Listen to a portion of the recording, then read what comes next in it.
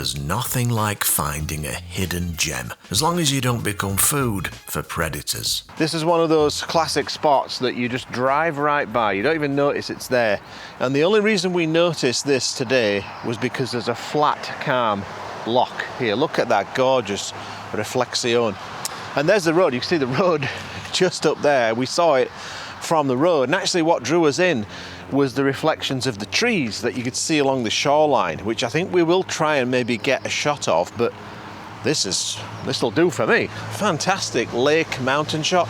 And look at that light, some lovely dynamic light right now. So I'm gonna start waffling and set up a camera, and this is super convenient because if this works out good and we get good shots, there's a cafe just down the road. We'll get a nice latte.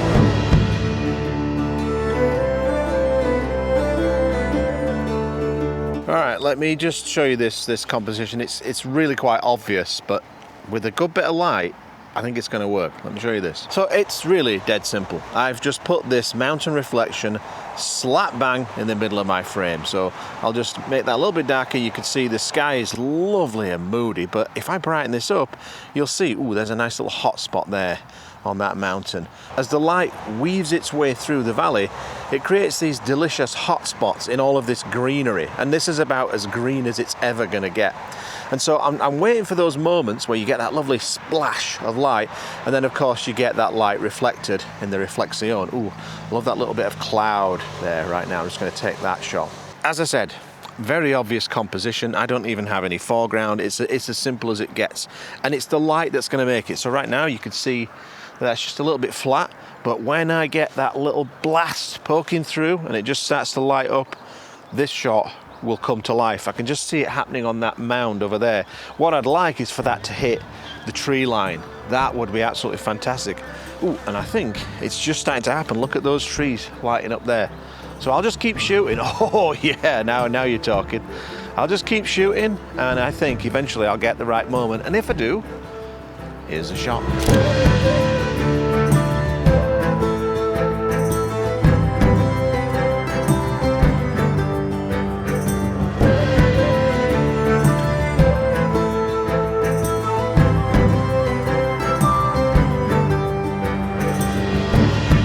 Now, I would have been happy with just that, but things were about to get even better with a tiny bit of exploration.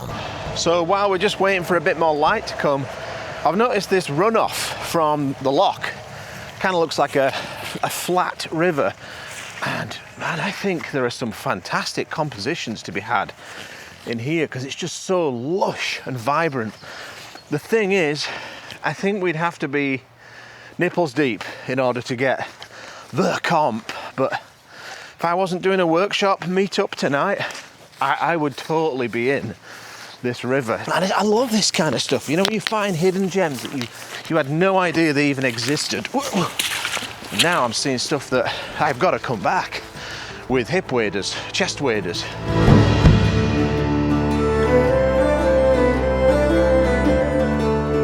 For a scene like this, it's got to be the Hasselblad X2DII. The greens on this, and this scene is, it's all green, it's all about green. The greens on this look absolutely fantastic, and to maximize that, I'm actually doing the opposite of what I would usually do. You've seen me do this probably thousands of times, where I would put a CPL on, a circular polarizer, to cut through reflections and reveal details underneath the water. In this case, I don't want to do that. I don't want to do anything that is going to reduce that super vibrant reflection that you can see right there. It's just popping. All you can see is just reflection and nothing underneath the water. Most cases I don't want that, but today that's exactly what I'm after. Anyway, if this shot turns out to be any good, here's a shot.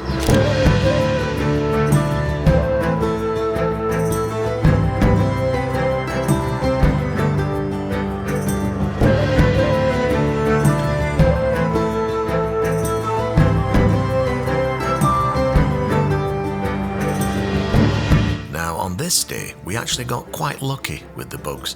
They weren't too bad, but keep watching, it will get terrible. The shots just keep revealing themselves. I'm having full-blown photogasms. This is fantastic. What a treat. I just love it when you drive along and accidentally find something and it just pays dividends. What an absolute treat. I'm quite easily pleased. This is all I need in life. I'm very happy at this moment in time. Let me talk you through this composition. This is a full, I've gone for the full medium format frame, and I think this is a colour-gasm, a green-gasm of a shot.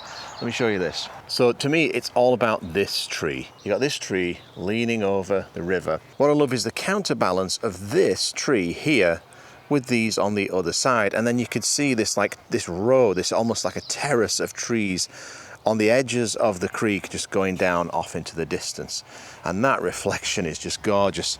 And I've just got a few bluebells creeping into the frame, but I'd love a lot more, you know, just down here. It'd be so nice if I could get a few more of those. So once I've got this shot, I think I'm going to go over there and try and shoot across and feature a little bit of that in the foreground. But yeah, I think that's going to work, and if this turns out to be pretty good, here's the shot.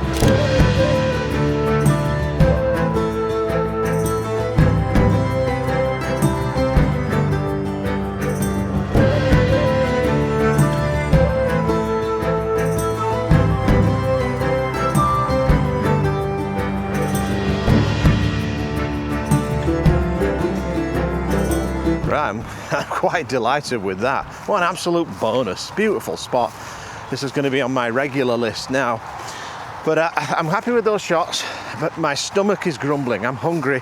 I think it's time for a latte and some kind of exotic pastry, which you know I love. So I'll just go and gather up Blake. Blake's here with me, and then we'll get moving. And then this afternoon, we're going to go straight to Glencoe and just go and scout out a couple of spots for our group, just to make sure that they're still accessible and that we can get everybody a good shot. Oh man, look at this mud. Blake had been busy dropping bush nuggets, and I was concerned about landmines. You're going to let me know if I'm standing on that chod that you dropped earlier, right? Yeah. Oh. Too late. And all of a sudden, I'd lost interest in that potential pastry. So we got back on the road to head to Glencoe, where we checked in to our B&B and got ready for the next day's adventure with our group. So today we're in the beautiful Highlands of Scotland. But I'm here with Blake, and I'm spoiling him with all of these beautiful UK treats. My favourite is McVitie's chocolate biscuits. It's got to be dark chocolate. Have you ever tried any of these, Blake? Can't say I have. Any good? Yeah, try it. What do you think? It's missing something. No, I don't think it is. What? Hang on, wait. What the f*** is that? Oh. That is... delicious. No, that is sacrilege. That's exactly what that needed. That's disgusting. Well, in America, we'd call that ingenuity, Gavin. In the UK, we call that diabetes. So we took our little group to a very special waterfall, where killer shots can be had, but only if you're willing to wear a full spacesuit for the sky vampires. When I was here last year, it's pretty much a drought, so there was nothing to shoot. There was no waterfall, so I didn't bother coming. But for the last few days, we've had an absolute deluge, and the conditions right now are absolutely perfect. So I'm just going to tend to my flock for a while, and then when everyone's got their shot, I'm going to frame up a comp, well, maybe a few comps, and see if I can actually get a nice shot for you and talk you through the shot. But have a look at this business.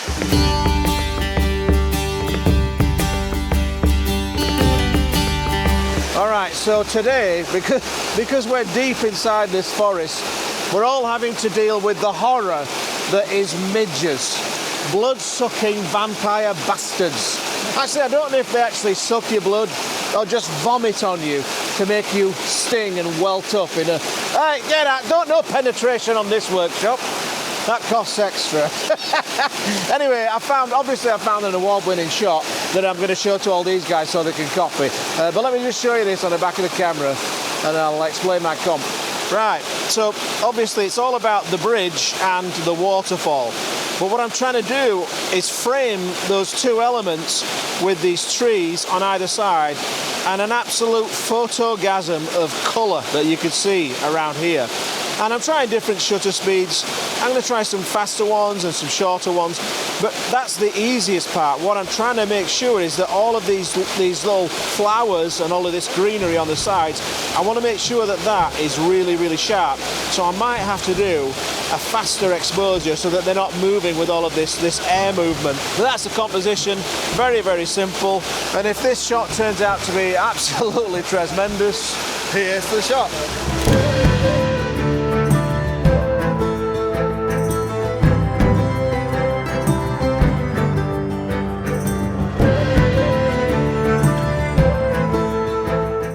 Really happy with how this shot turned out, but I'm not sure it was worth being eaten alive by forest vampires. What do you think? What a fantastic morning we'd all had, with everybody actively enjoying the game of composition hunting. Right, so I've come up above the bridge now. I'm on the higher point, shooting down towards the bridge and the bottom part of the waterfall. And I'm just waiting for a moment when there's nobody around. I'm going to try and capture this sort of wider scene. I'll show you the back of the camera and explain what I'm after. So what I'm going for here is I really want to feature this. I think these are is it clover coloured tree branch, or well, it's a fallen tree. Oh, look at that lovely little bit of highlight there. With all of these little flowers, see these white flowers that are just growing out of that. Normally I don't like compositions that have a diagonal going all the way across the frame, but I think this might actually work. And then I've got the bridge to the right, the waterfall to the left, and this lovely bow coming in and framing it. Oh man, I've got to take the shot right now. That light is fantastic. Anyway, I'm going to try and shoot with this hot light that's just popped out right now. It might work, or it might be a bit complicated. And then hopefully when it disappears, I'll be able to get another shot with the soft overcast light. And we'll see which one looks best, the blotchy light or the overcast. Both of them from this angle look quite beautiful. Let's see how they look. So this is the image with the soft overcast light, and then this is the image with the hot, somewhat blotchy light. So post a comment, let me know which one you like the most. Now, I love seeing workshop participants that are willing to get down and dirty to get the shot. Brilliant. But it was time to get back to the car and try and find somewhere for lunch. Those bugs are atrocious. What's that smell? That, Blake, is me boots. How far is the cafe? I'll just walk, dude. No, it's 8 miles. You're not going to walk. Yeah, I'd rather the bugs than... No, seriously, 8 miles. I'd rather the bugs than the boots. I'm out of here. See ya. I like it. While Blake enjoyed a long and vigorous hike, we did some landscape photography at Castle Stalker, but I made up for it by buying him a pint. No, I'm joking. He bought me a pint. The next stop was Kilchurn Castle, and none of us were actually interested in the castle.